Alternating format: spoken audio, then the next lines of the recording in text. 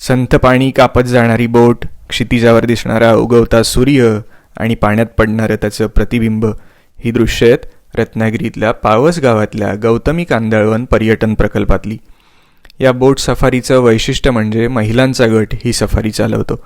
इथले पुरुष मासेमारी करायला जातात तर महिला हे मासे बाजारात नेऊन विकतात. या कांदळवन संरक्षण आणि उपजीविका निर्माण योजनेचा लाभ घेऊन या महिला वल्ल्याच्या सहाय्याने ही सफारी घडवून आणतात. या प्रकल्पामध्ये बोट सफारी, पक्षी आणि प्राणी निरीक्षण, कांदळवन अभ्यास फेरी असे उपक्रम घेतले जातात.